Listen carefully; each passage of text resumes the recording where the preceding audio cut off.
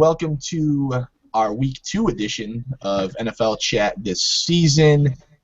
Brought to you, as always, by www.sports-kings.com. I'm Andy Flint. With me today, I have John Judd. Hello, everybody. John Judd. Follow me on Twitter at JJ_SK28. In his lower third there, his title a second ago was really like he was about to kill himself or something. Cody. That's not true. None of that's true. We got Cody White in the house. What's up, Cody? What's going on, guys? I'm Cody at WLater30 on Twitter. C-dubbing in the streets. C-dubbing in the streets. So I mean, we followed up a pretty good Week 1 of football with a good Week 2 of football. I mean, there's some surprises. The drama's unlimited at this point. I mean, we have a little parody going on. Let's start with, we talked a little bit about Ray Rice last week, and it's fitting that we talk about Adrian Peterson this week. Peterson indicted on and admitted to abusing his 4-year-old son, not of the sexual variety, but he hit him with a switch, disciplined him, a whooping, as AP would put it. Left some open wounds, some abrasions, some swelling on the child's leg, and even actually one of the reports I was reading said the scrotum as well, which is so.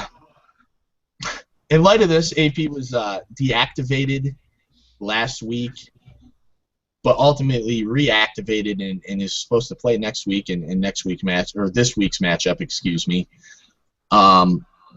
Worthy noting that now. A second incident. Let me read this here.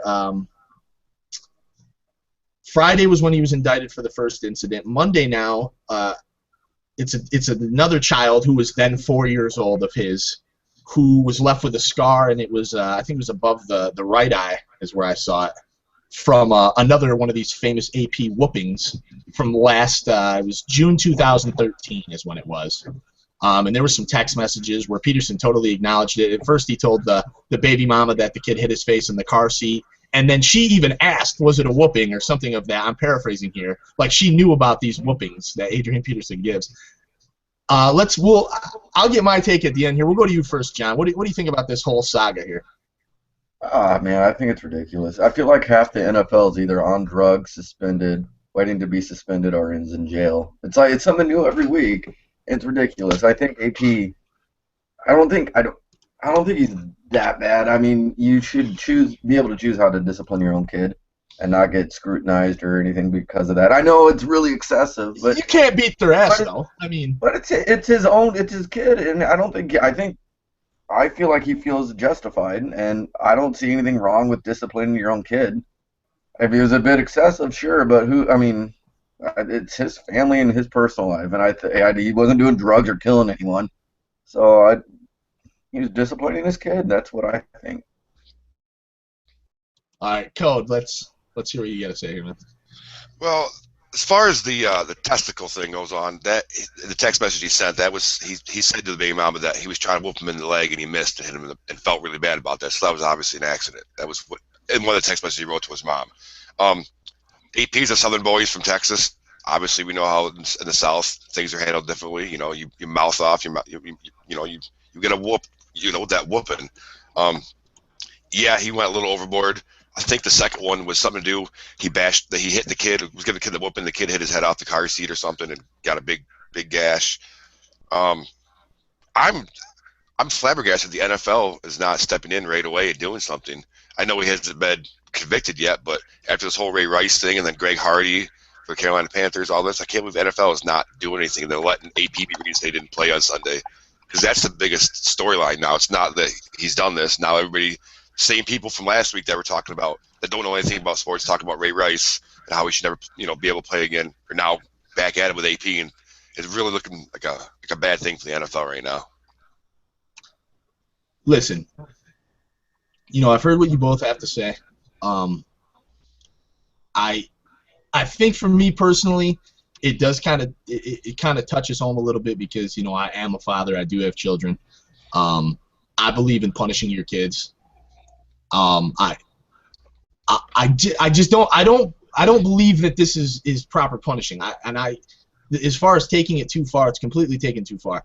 I don't think it's John was saying your children, you should be able to discipline them the way you want. not when it's blatant assault. I mean, that's what this is, assault. This isn't. Adrian Peterson's 29 years old. I understand that, I'm raised in New York. He's raised in the South, in Texas. That probably the standards for discipline growing up, because we're relatively the same age. I'm 31 years old. It was a little different.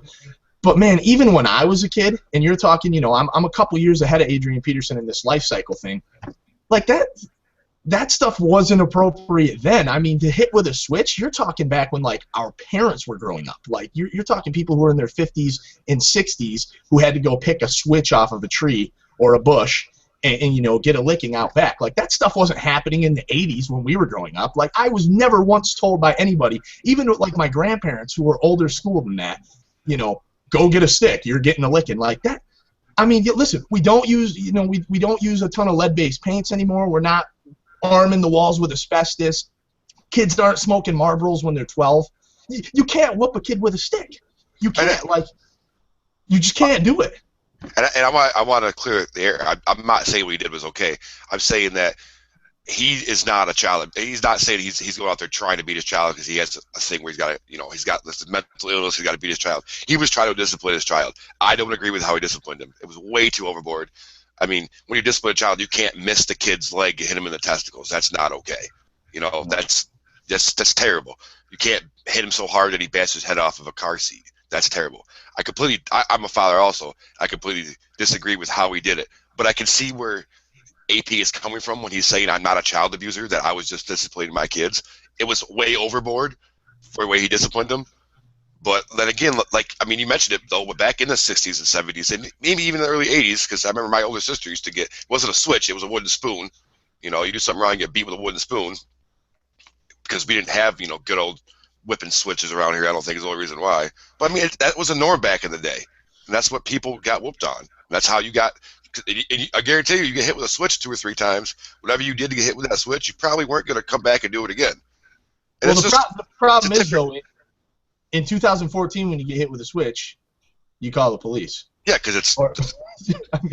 I don't want to say it, but it's because it's a softer country. That's what it is now. It absolutely is a softer country. But I mean, there's some things in softening this country that we've absolutely gotten right, and not hitting your kids with a belt and a stick and a switch and stuff. That we got that one right. I mean, I would never do that, but I feel like I used to get whooped with a belt all the time, and it sucked, and I made sure I didn't do what I did wrong again because it was a belt and it hurt. I think for me personally, the worst part about this whole thing is the fact that Adrian Peterson is acknowledging it like there's nothing wrong with it. I think that to me is a huge red flag because, next thing he's showing up with 2 dead hookers in his trunk going, I didn't know I couldn't do that. Like, I don't understand. And that's what I'm trying to explain here is that he's not coming out saying that I'm a child abuser. He said he thinks he's disciplining his kids, which he is, but he's just overdoing it. He needs to know that he crossed the line. You know what I mean? You can't, not like you said, you can't do that nowadays, and it was way too much for even especially the age groups. The kids were both 4 years old. So if your 16-year-old kid tells you to go F yourself, yeah, get a switch and whoop him real quick. You can take a little more pain. The 4-year-old probably shouldn't get the switch. John, you have any closing arguments? Because you kind of were standing idly by while we argued here. No, I said my piece. I just want to move on. So move on. We will. I get a little, I'm a little fired up about it. I mean, I felt a lot like Chris Carter on Sunday in the pre-show. He was a little lit up about it, and I share the sentiment a little bit because I don't think that there's a place for it in civilized society. I just want to say something to that about Sunday. Ray Lewis putting down Ray Rice the other day on Sunday, whatever, the NFL Countdown, saying how he's got to be a better man. Just saying, anybody who knows what's going on with that situation, that was kind of pull the collar a little bit there. Innocent.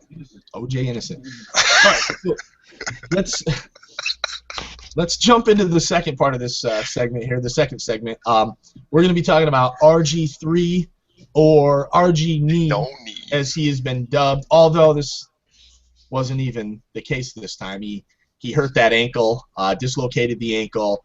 The MRI came back clean as far as a break, which is good because that means RG3 doesn't have to get surgery. Robert Griffin stepped up and said that, not needing surgery is great because if he had needed surgery, he'd probably miss the season. I don't even think we really have a timetable. I originally saw something like 6 weeks, but Now it seems like nobody's even really wanting to step up and give a timetable on this thing. The second part of this, so obviously I want you guys to, give your thoughts on RG3 and his injury and his string of injuries, but also Kirk Cousins came in, played a good game, 250 yards, 2 touchdowns. I have the numbers here. He had a 93.7 QBR and a 109.4 rating. Guy lit it up a little bit. Obviously, it was the Jaguars. We're not going to get too excited here, but thoughts on RG3 and Kirk Cousins, John? Well, I got to tell you, I'm very disappointed in you because in my notes, you almost verbatim quoted me. I'm sorry. So I'm gonna wing it again.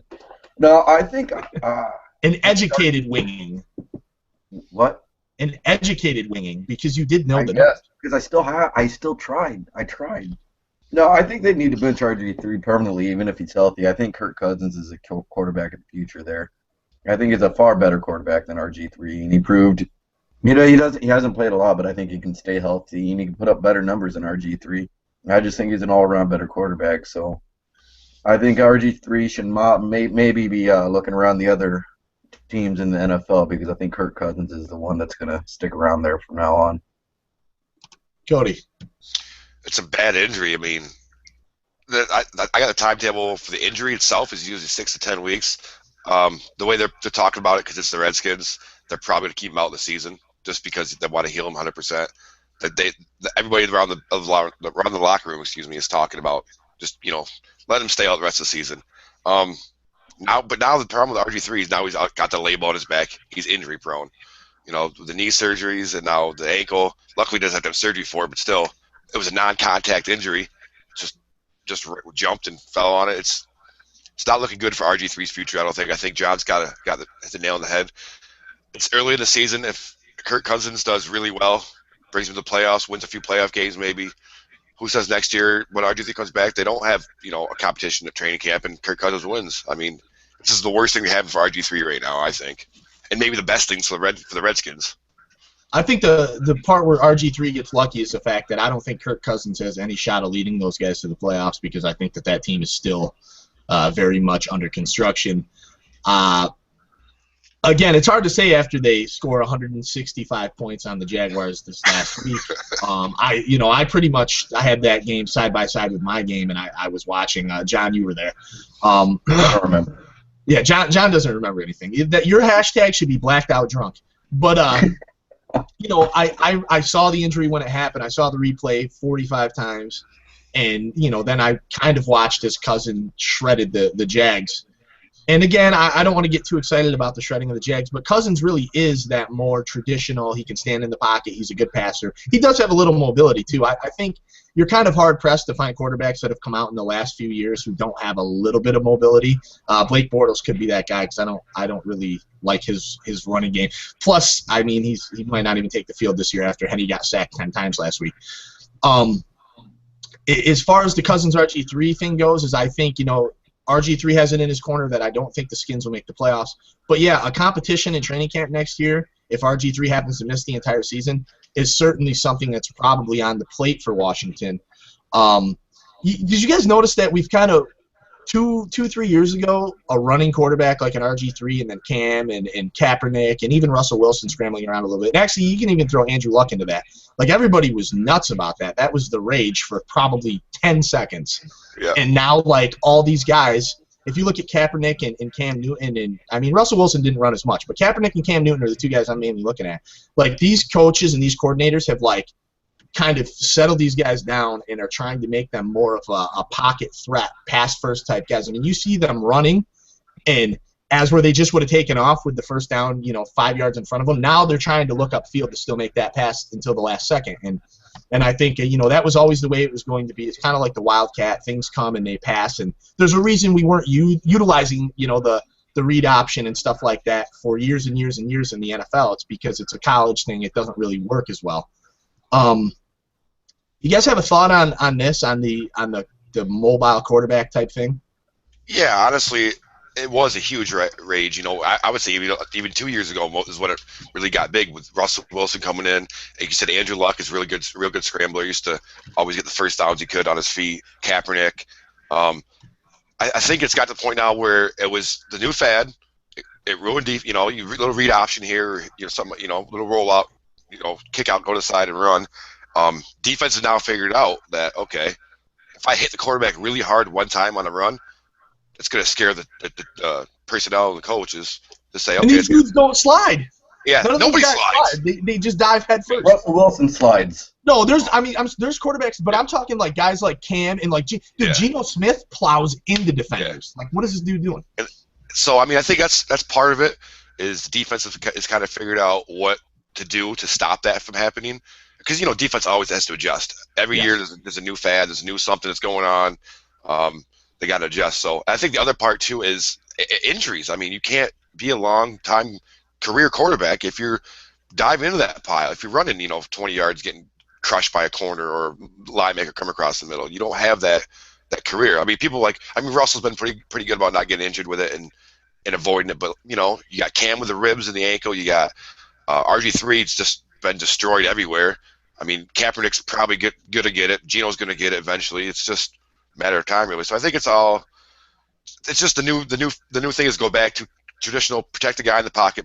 5-7 men on the front line, protect the guy in the pocket, let him have some time and throw down the field. Traditional football. John, you got any thoughts on the how quick that running fad was kind of in and out?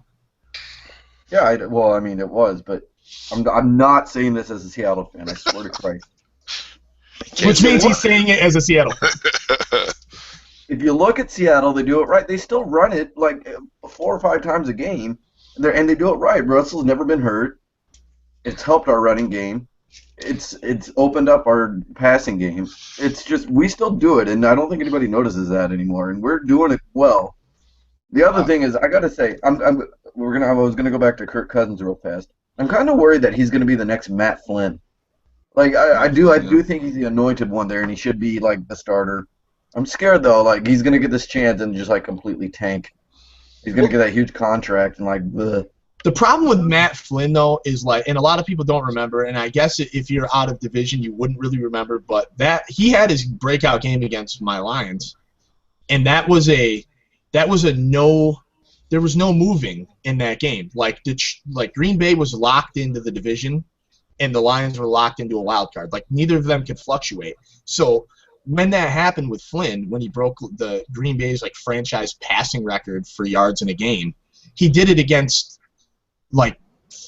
your last guys on the field, your 4th string, 3rd string guys that aren't used to playing, guys that weren't playing for anything. So I think kind of everybody had turned it off a little. And Matt Flynn was like, I'm not turning it off. I don't ever get in the game with Aaron Rodgers ahead of me. And he just threw the ball wherever he could. And Detroit's secondary is awful. So you can just imagine their 3rd string secondary is like got to be the worst ever on an NFL field. So I think there's that. And to touch on what you said about Russell Wilson, I do think that teams will still run. And I do think that executives and coaches still prefer quarterbacks who have some mobility. But I'm just talking about, like, you would look at, like, Cam Newton and RG3 that 2 years ago, his rookie season where he went nuts. Like, it felt like they were running 50% of the time, whether it was designed or not. And it's a little easier with a guy like Russell Wilson to keep the reins in because he's not quite the runner that Cam or Kaepernick or those guys are. He's kind of in between. I think he's more of like an Andrew Luck type runner. He has the mobility, but it's not his first strength. I think his first strength is throwing the ball. Some of these guys, like Cam Newton to me, and Kaepernick, they've come along, but I still think they're better runners, better athletes than they are passers. And that's why the allure to run the ball will always be there for them and their coaches. Next topic. This one is, the blunder of the week. I forgot about this one almost. Yeah, buddy. So the Jets they were down a score. Well, and you should mention first that they were up at one point in this game, 21-3. Yeah, they led by 18 points. I do have that written down. Green Bay came back and won 31-24 after being down by 18 points late in the game. It was, I think, in the 3rd quarter they scored like 15 or something. And then Geno throws to, was it Jeremy Curley? Curley, yeah. Gets that bomb, and Curley's not a huge dude. He went up over 2 guys, caught that touchdown, held on to it. It's 6, but then no, it's not 6 because Marty Mornhinweg, and this is hilarious because I remember when he was the Lions head coach, loved that guy then. He calls a timeout. He can't even call a timeout. That's Rex Ryan's job. No, like, yeah, understandable. The official is watching the play. He's doing his job, so he can't turn around. All he hears is timeout. Morningwig's going nuts over there, and I think he was yelling at Rex Ryan. Rex Ryan was probably ignoring him because he knows the guy's not very smart. And then, so the touchdown doesn't stand, and the Jets go on to lose that game. Blunder of the year. Cody, what do you think about this? I mean, you probably enjoyed it, being that it was the Jets. I loved it because them losing put the Bills in first place in the division. Just so everybody knows that we're in first place. Oh, right Bills are in first place in the division after 2 weeks. Oh my gosh. No, but it's good to know also that it wasn't necessarily nobody knows who made the timeout. It was Marty Morningwig was doing a gesture, but defensive end Sheldon Richardson there actually stuck up behind the ref and said the timeout in his ear. So there might be speculation coming out now that was the defensive end, a player not even on the field, made the timeout call, which is completely against the rules. You can't call timeout unless you're on the field or you're the head coach. Or you're the head coach, yeah. Yeah. So this whole thing is a debacle. And at first, when I first heard about it, I didn't see it at first. I said, yes, Rex Ryan messed up again. But it wasn't him. But it's still typical Jets. It's what they do. They this is what happened. I don't know how Rex Ryan still has a job after all these years, honestly. Like they don't care in New York, I guess, about their coach and how bad he is, because he's just put bad teams together, and then you put personnel on your team that does this. I mean, this is pee-wee football stuff. You don't call timeout unless you just. I mean, obviously there was something they saw they wanted to call timeout for, but you just ruined a touchdown, a game-tying touchdown with a simple mistake. If Rex Ryan saw something wrong, he would have called timeout. So I think it's just the Jets being the Jets, and I loved every second of it. John. Hey, Flint, wasn't Morningwig the one that deferred in overtime? Or what coach was that for the? I don't remember. I remember the play in question, and it was something. I almost don't think it was Marty. I think it was the next guy that came in, which was I don't even remember what his name was now. Yeah, you had so many coaches. Before Jim Schwartz, we literally changed coach like every other year. So it was. Geez, I remember what the guy looks like. Anyways, go ahead, and I'll get you his name. Yeah, it sucks because the Jets had that. It was such a good. It looked well. Sheldon Richardson did say that he was calling for it, but Morningwig said that it was all his fault. So he appreciates the fact that Richardson was trying to put the blame on himself, but he didn't need to. It was the coordinator's fault. But the fact of the matter is, it shouldn't have ever been that close to where that mattered. They, like Cody said, they were up.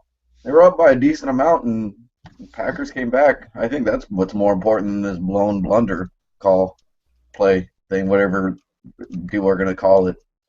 I mean, I think you can call it a blown play or a blown call, really. I mean, both fit. And that was your boy, Marty Morningwig, who deferred to the Bears in overtime.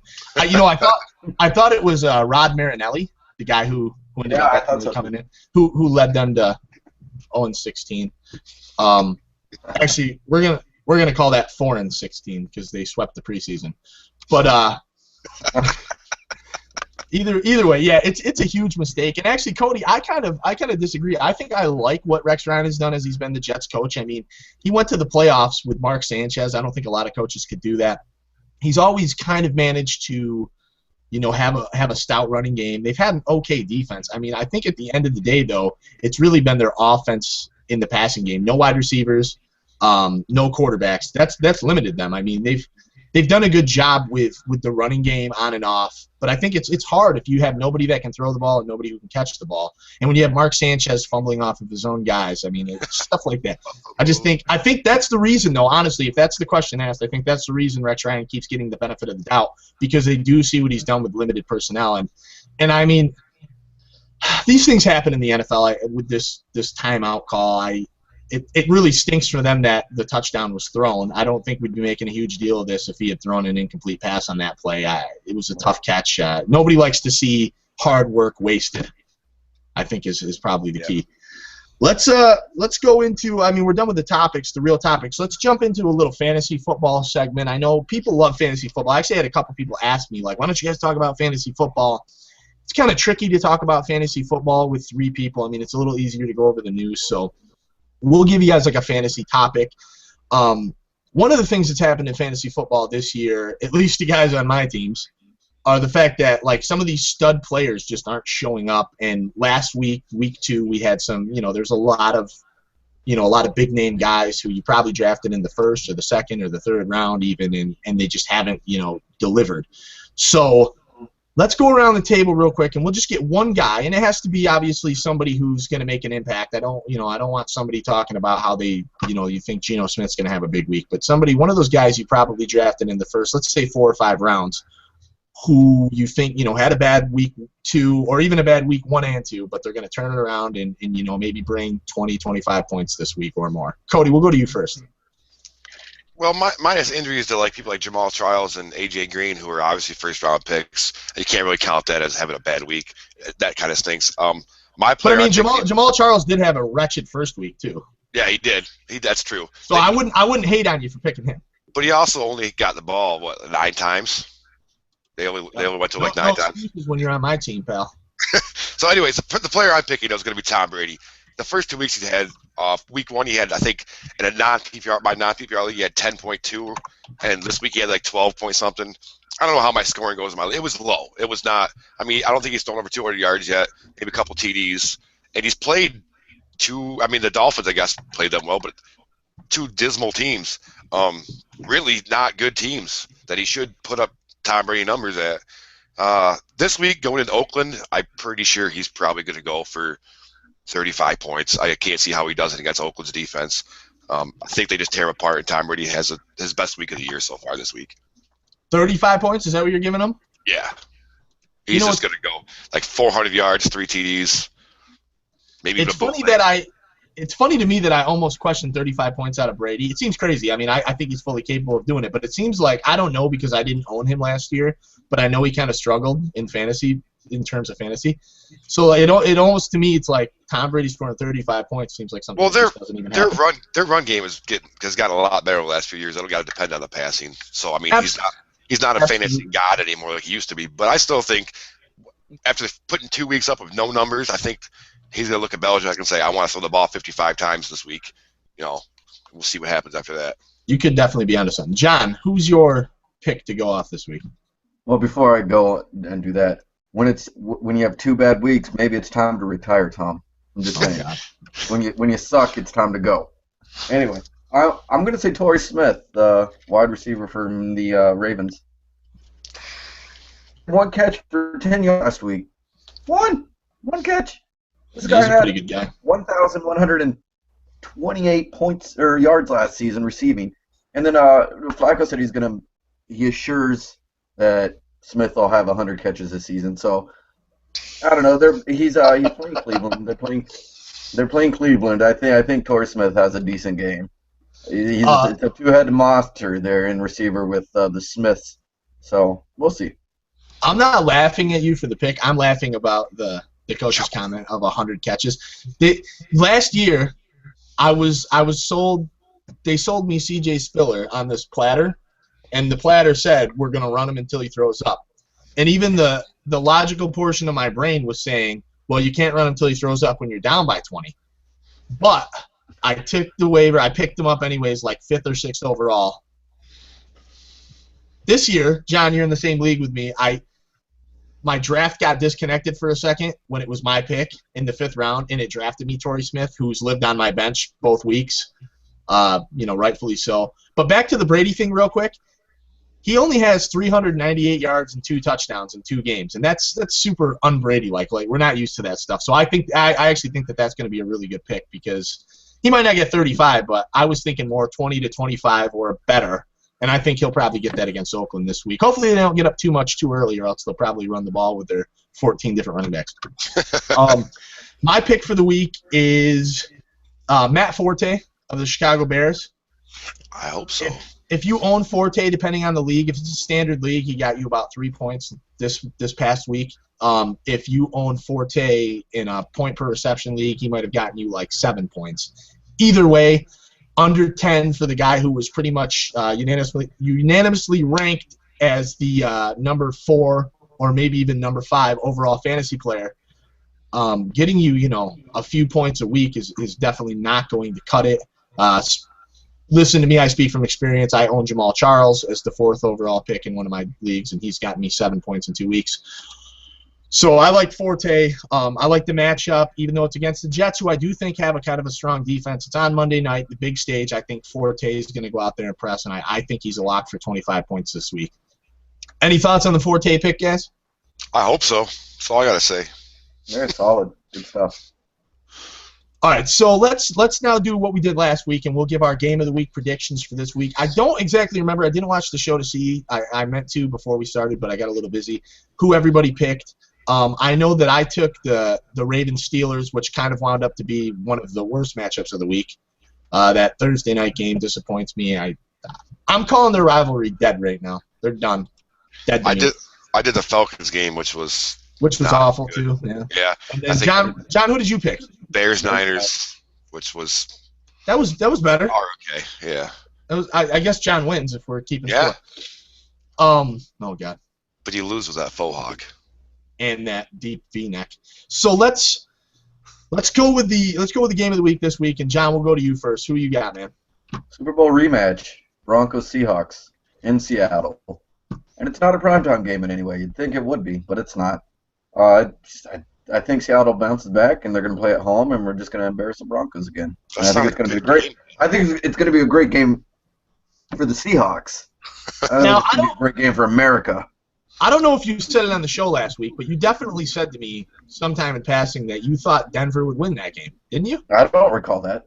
I fully recall that. It might even be on tape. I'm going back to look at the tape from last week because I don't know if you said it on the show or not. I'm sure you're on drugs. I don't think so. Yeah, okay. Cody. Well, keeping with the theme of the show, I guess, I'll go with San Diego versus Buffalo. I think it's 2 underrated teams coming into the season. Nobody really thought Buffalo would win 2 in a row. Or San Diego was, they're always hit or miss. Buffalo's got a really good defense going right now, and Phillip Rivers and Antonio Gates are looking on point, like they've never missed a beat in the last 10 years. So I think it's going to be a good game. I think it's going to be low scoring. AJ Manuel's looking a little better. He's got 93 passer rating, I think, in the last, or QB rating in the last 2 weeks combined. So Spiller had a breakout run last week. So I mean, all around, I think it's going to be just a hard-knock game. I think 17-14 Buffalo. And I'm going to break the theme. And actually, I probably could have picked the Lions and the Packers because I'm sure that since neither of those teams know what defense is, it'll probably be like a 45-40 game. Green Bay is going to win. I'm going with a different divisional game. I'm going to go with the San Francisco 49ers at the Arizona Cardinals. The 2-0 division-leading Arizona Cardinals, for those of us keeping track of division winners or leaders after week 2. I think, both these teams kind of make their staple on defense. They play in the same division. Arizona was so close last year. I just think it'll be a good, hard-nosed game, and I think I'm actually going to go with San Fran. Just because I don't think Arizona starts out 3-0. I don't like it. I don't know why. I just don't trust it. I hope they win because I really don't care for San Fran much. But I think San Fran's going to win 21-17. That's 3 touchies. Any comments on any of these other divisional games? Well, I agree with you about San Fran would win that game because what was it, a few years ago that Arizona started out 4-0 and they ended up going like 4-12, so or something like that, or 6-10. So I think in a good division like that, I think it's hard to be 3-0. I really do. I think what's best for them is to lose that game. I think, and then probably a 3-way tie because all 3 of us win, or all 3 of us are 2-1, and then you didn't think that, Cody. You said you didn't think anybody thought the Bills would be 2-0. I don't think anybody thought the Bills would win 2 games. Here we go. Shots fired. You had to blow me up on Facebook. When the Seattle Seahawks lost this week. I'm going to blow you up on the podcast. Cody, any thoughts about my picks and John's picks here? John's pick, I mean, it's not going to be a good game. I think it's going to be just, like you said, a rematch. Although Seattle did play like crap last week, so maybe Peyton Manning, maybe didn't play like crap. We got exploited. You got exposed. Richard Sherman got exposed. Man-on-man coverage, can't handle it. So maybe Peyton Manning picks a good part on that one.